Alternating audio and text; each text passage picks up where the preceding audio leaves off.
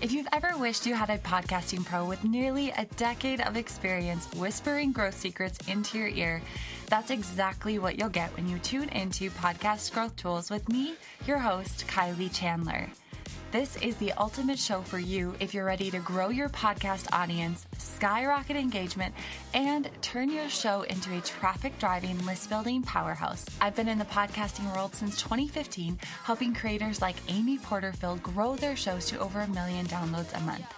My superpower? Breaking down proven podcast strategies and marketing techniques into step-by-step guidance you can actually implement without fluff, overwhelm, or guesswork. On this show, we're getting real about what actually moves the needle when it comes to growing your podcast audience and using it to boost your email list growth. From actionable insights and expert interviews to behind-the-scenes secrets, I'll help you turn your podcast into a traffic-driving, list-growing machine. Grab your earbuds, hit subscribe, and let's take your podcast to the next level.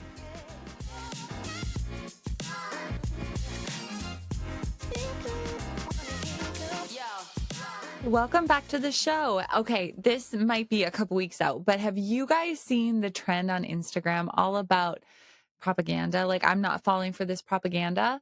Well, I didn't even realize that I was going to be recording this episode right around the time that that trend is going popular. But I did post a podcast propaganda that I'm not falling for, and you might be interested to go check it out. You can go to Kylie J. Chandler on Instagram and scroll back a little bit, but you will see what I think about the propaganda that I will not be falling for when it comes to podcasts. But today's episode goes a little bit hand in hand with that.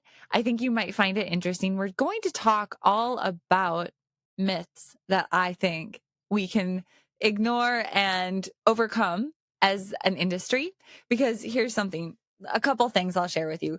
I so often hear my clients saying, or even people where I'll do like a consultation with them, they say, I think I just need to do more episodes. Or when, once I get a reel to go viral, my show will really skyrocket in downloads. And I get it, right? We all need to have the belief that it could be something that easy. But after nearly a decade in this space, I've learned that real growth strategies, they look a little different. So in this episode, I want to tackle some myths so that we can all come out as stronger podcasters in the end. We're breaking down 5 most common podcast growths that I see podcasters fall for. And then we're going to dive into things that actually work. These are the exact strategies that I actually use with my clients to grow their email list, to boost engagement, and then turn their shows into powerful lead generating assets that eventually guide people to their offers. So if you're ready to cut the fluff and focus on what moves the needle, you're going to love this episode. So before we dive in, I do have an exciting announcement. Maybe you heard me mention it on one of my other episodes or seen it on social media, but I am working on bringing all of my strategies, all my framework, my proven marketing systems to the masses, I guess, and create a digital course that's a little bit more accessible for everyone. As you probably know right now, I do very high value one-on-one consulting with podcasters, and I've just been getting so many requests to do more of a group coaching style. So I'm exploring it. I hope you'll come join us. But if you're interested in something like that, in learning how to really make your podcast the vehicle to grow your business from a revenue, audience, just awareness standpoint, then you need to come and join me, because I am going to show you exactly the things that you need to be focusing on from a marketing standpoint to really drive people into your audience and your offers using your podcast, and also turning people into paying customers who have been listening to the podcast. On top of that, we'll be diving into show notes. We'll be diving into searchability. We'll be diving into an entire quiz funnel. So there's so many things that you're going to want to be there for. So head to podcastmarketinghub.com/beta, and you can sign up to be the very first person to hear when my beta course launches, which means that you're going to get beta pricing, you're going to get beta bonuses, you're going to get all the beta goodness. So be sure that you're on that list so that you don't miss out. That is podcastmarketinghub.com/beta. And I cannot wait to dive into that with you and really get into a group coaching capacity. I thrive when it comes to group coaching. In fact, yesterday I was on a call. I had 4 hours of coaching straight.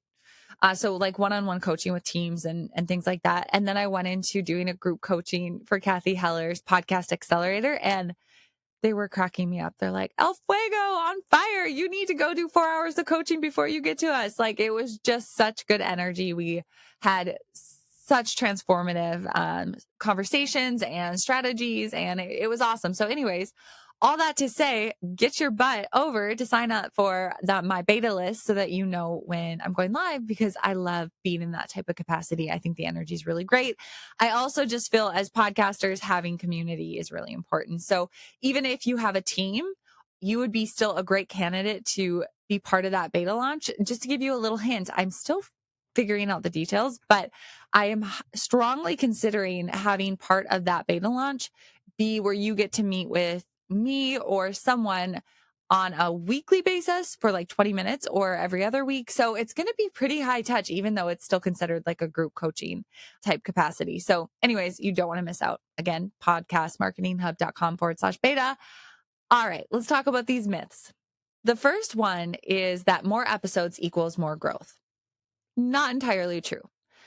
So let's start with this big one, because I do hear it quite a bit that, oh, we're looking to climb the ranks on Apple. We're looking to double our download. So we're going to add another episode. Now, I want to be very clear that I don't think this is a bad way to go. There's a few things I believe that if you have a ton of amazing content, like I think of Almost 30, they have like 700 episodes.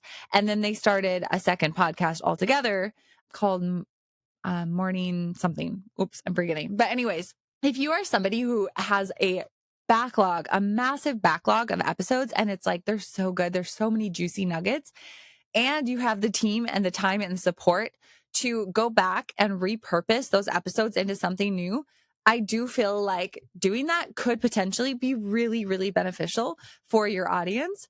I also want to point out that if you feel like recording your episodes and the production and all of that is already taking a lot of time, energy, and resources, don't double up on it just because you heard that it's going to help you grow, because it's not. There are strategic places to use this strategy. I just want to make it clear that it is not the only way to grow your show, because yes, posting more frequently can give you a little boost, right? And why? Because a lot of people have automatic downloads turned on. So you automatically get a second boost of downloads. Does that mean they're actually listening to 2 shows a week from you? Not necessarily. In fact, a lot of studies show that just because podcasters have more episodes doesn't mean that their audience is specifically listening to every single one, because sometimes it's content fatigue. So here's where I want to say something. If you're not being discovered, like if your episodes are not searchable or shareable, and then you are putting more content out, you're really just piling up more content fatigue and more tasks for you and your team to complete. So I don't always feel that this is the best way. Honestly, I think sometimes it can lead to burnout. You really have to have a strong structure, system, flow set up to make this work. And if you have the team and the resources to do so, it can be a really cool thing to do. It is not necessary for everyone, and it's not the right fit for everyone. So here's what I've actually found work well is focusing on really intentional strategic episode topics, making sure that your show is easy to find. We're talking show description, podcast title, episode title, shareability, all that stuff, right? Hello, SEO.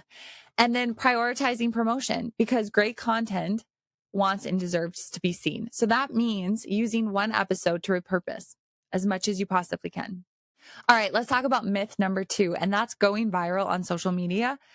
It doesn't equal like a big download spike. So yes, there's like this dream about, going viral and how that's going to drive all this traffic to your podcast. I don't know if it necessarily works quite like that, because going viral, while it feels exciting, it doesn't always lead to real growth, especially when it comes to your podcast, because it takes a lot to get somebody to go from Instagram directly to your podcast. It's different for people who are doing like sales on Instagram. I'm sure going viral supports those people who have like low ticket sales or courses or whatever that they're selling on Instagram. I'm sure that it works better for something like that. But for you to go viral and then expect to see a big boost in downloads, it's too disconnected. Like we don't have our podcast integrated with Instagram quite yet. Gosh, wouldn't that be cool? Wouldn't it be cool to have like a bar? So we have like our image, our bio, and then not just we have our links, but then what if we had like a player embedded?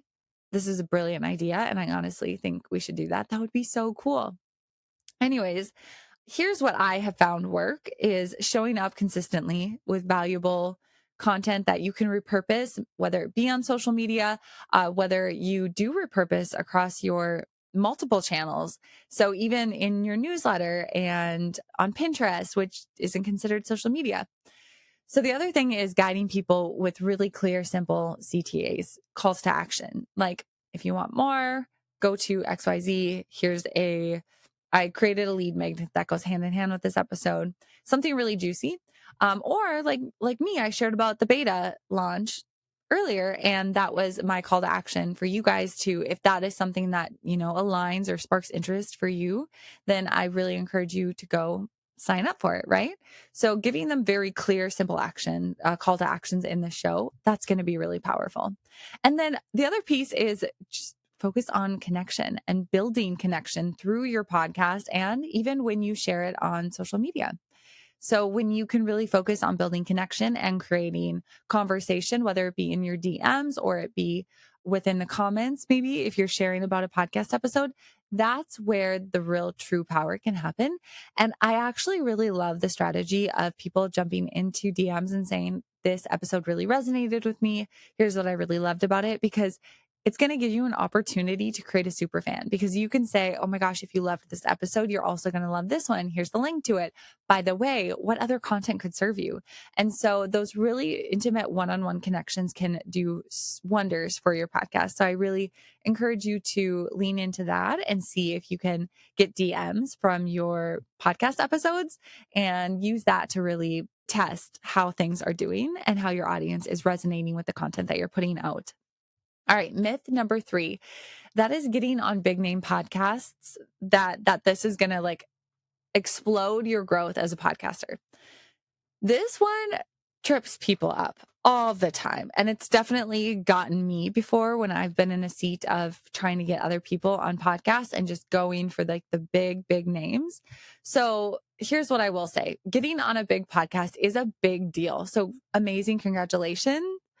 However, don't be totally surprised if you kind of hear crickets, right? It's like, oh my gosh, my podcast dropped. I'm expecting all of this traffic.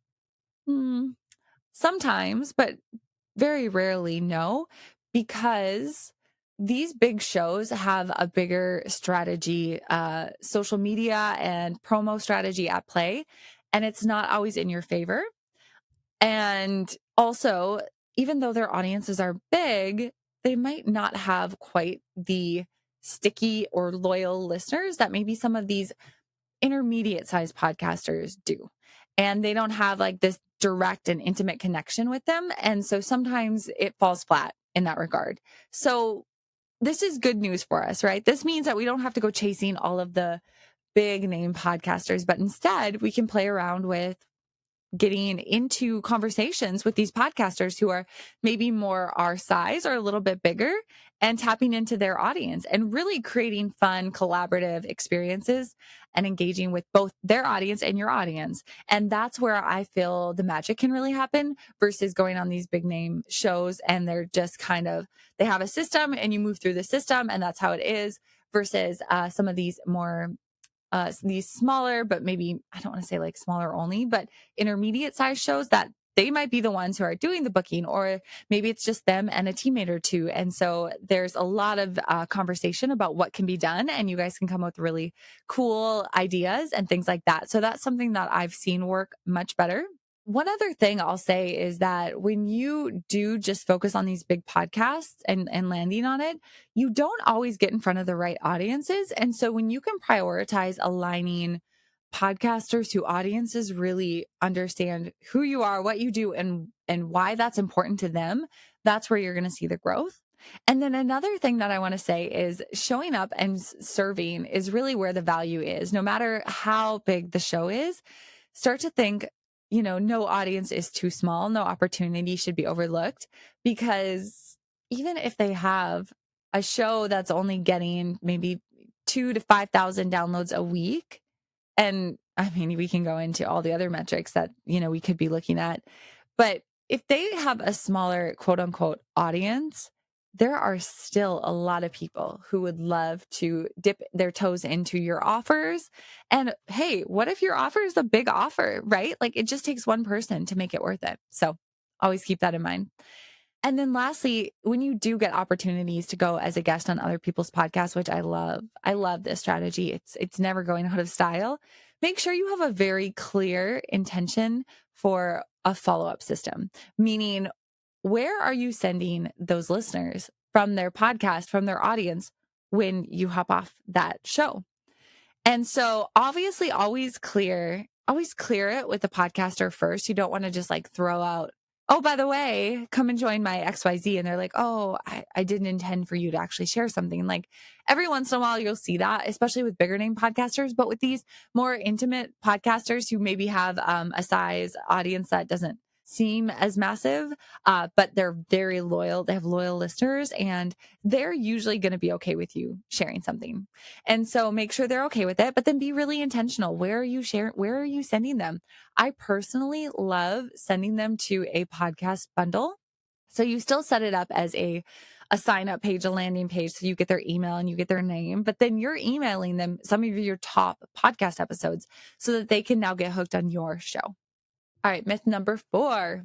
Okay. I can't tell you how often I hear this one, and it kind of drives me a little wild. I often hear podcast SEO. It doesn't matter. It doesn't matter for podcasts, but I truly believe that it is one of the most underused and most effective tools in the game. It's truly how you show up for people who are already searching for what you're talking about. So there's a lot of different ways that we can look at SEO in terms of podcasts, right? One is writing really rich SEO blog style show notes. You're not just writing it just to write something. You're not just writing it to have show notes. It needs to be intentional. It needs to have some links. It needs to have keywords, key phrases. It needs to guide them through a story. It needs to give them, maybe the player, embed images, metadata, all that stuff. That's very important. And this is, sometimes they call it the long game, which is true. But if you commit to it, it's going to really pay off down the road. Another thing is using highly searchable podcast episode titles. So I truly mean this when I say it, that you kind of have to skip the cutesy phrases, because no one is Googling your inside jokes or your cutesy phrases. They are Googling, and not even Googling. I'm talking about Apple and Spotify. Like they are putting in the search bar real pain points, desires, wants, needs, curiosity, like real words. They're not, typing in something that, you get what I'm saying. Skip the cutesy. Think about being direct and using keywords that they would be searching to look for that specific episode. And this also goes for your podcast episode descriptions, but also your podcast title and your podcast description as well. So I say this to all of my clients, is that if you're not thinking about what your target audience is searching for, you are leaving a lot of listeners and qualified leads on the table. Okay, so the last one, let's talk about number 5. Paid ads are the only way to grow fast. Look, I love a well-placed ad. I do, but paid ads are not the magic fix. So many people think they are. Throwing money at Facebook and Instagram without really having a solid strategy behind it it's just kind of an expensive way to look and feel busy and pray and hope. And it can get discouraging really quickly. So what I recommend instead is build an organic system that actually converts. And for me and my clients, I have proof that a quiz funnel is that, and then moving them into a nurture sequence that eventually drives them to an offer. I also think that using ads to amplify what's already working is a great way to be using ads. And so again, figure out what's working and then you can put some money behind ads, not the other way around. And then lastly, I think that, get clear on your intention before you ever spend a dime on ads, or just being really clear on like what the intention and what the funnel is. A lot of experts, and me included, don't really believe in driving ads to maybe your podcast as a whole. Sometimes like individual episodes can work, but I think there's really wonderful ways to be using this strategy if you want to. Like I said, quizzes do really well. And so just think outside of the box and don't just fall into well, I'll just throw money behind ads and it'll grow. Okay, so let's talk a little bit about what is working these days. Now we've busted these myths. Let's get into what's really moving the needle. And these are the exact things that I use with my clients in my own business that are, to grow a podcast on purpose, not by accident or not by hoping some magical thing happens. These strategies should feel very natural. They should work long term. And most importantly, they should make your podcast a real part of your marketing and sales system. All right, number one, create a podcast centric quiz funnel. So, this is hands down one of my favorite ways to grow both your email list and your show and your revenue. It works because it helps new listeners find the right episodes that are right for them right away. This will welcome them in and leave them feeling very excited for more and more of like a super fan. It doubles as a lead magnet that segments your audience without being pushy or obvious. And it sets up a nurture sequence with personalized emails and playlists.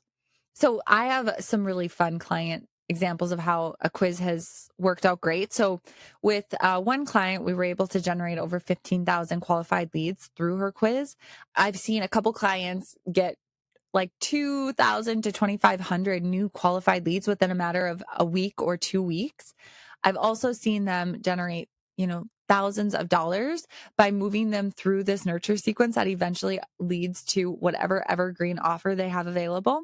So it works really well. There's so many reasons I love a quiz that I've gone into in other episodes, so we're not going to hear, but highly, highly recommend that you explore it. And if you want help with that, be sure that you either reach out to me individually. You can DM me if you're looking for more one-on-one consulting capacity, or if you are interested in joining my beta, of course, head to podcastmarketinghub.com/beta, and then you'll be the first to be notified when I do create that course that can bring you through many of these things that I'm talking about. Okay. So the second way is to treat your podcast like a product. If your podcast is just content that you're putting out every single week, you're missing a huge opportunity. When I worked for big names in the past, we didn't just drop episodes. We truly built out like an entire runway for seeding content and offers in advance, and then use the podcast to drive real conversions. So one episode could lead to, thousands of new leads because it was designed to do that. And yours can do the same.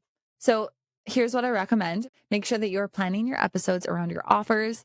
I want you to think about where you're taking your listener next. So usher them over to your email list, to your digital course, to your workshop, your masterclass, whatever it is. And then use things like a podcast promo week throughout the year to build intentional momentum for your podcast and getting people on your email list. All right. The next thing I love is repurposing your long form content intentionally. So if you're recording a podcast episode, you should be repurposing that content into other aspects and other assets within your business. So for instance, you can take one episode, turn it into a few reels, a carousel post. You could do Pinterest pins, newsletters, blog style show notes, great for SEO, like we talked about. And you've already had your content done for the week or for the month. It can fill out your content calendar very quickly, and it can really support you on different platforms so long as you have the bandwidth. Another way that's working is using baked in and dynamic ads to promote your lead magnets. I think that obviously monetizing a podcast is so important.